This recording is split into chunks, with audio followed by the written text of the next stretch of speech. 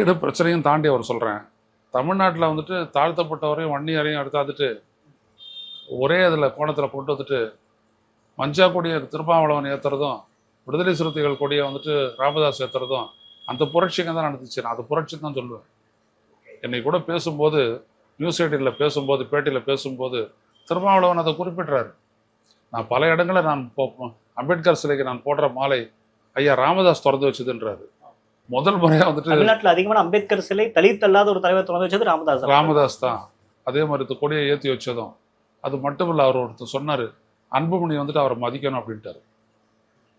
ஏன்னா ராமதாசனுடைய முதிர்ச்சி அந்த மாதிரி அப்படின்னாரு. யார் சொல்றது? திருமாவளவன் சொல்றாரு. பாமக எதிர் அரசியல் பண்ணக்கூடிய எதிர்பார்த்தாரு. அவர் தான் வந்துட்டு இவரை தமிழ் குடித்தாங்கி அப்படின்ற ஒரு பட்டம் போட்டு அவர் அழைச்சாரு. அந்த அளவுக்கு பார்த்தீங்கன்னா ராமதாஸ் ரொம்ப ஒரு டிட்டர்மெண்ட் பர்சன். அவர் நடுவில் என்ன பண்ணாரு, இதில் பிற்படுத்தப்பட்டவரை ஒன்றா சேர்த்து ஒரு புதிய ஒரு அரசியல் பலத்தை உருவாக்கணும்னு ஒரு முயற்சி பண்ணாரு. அது என்னாச்சு, கொஞ்சம் அப்படியே சாத்திய சாய்வுக்கு போச்சு.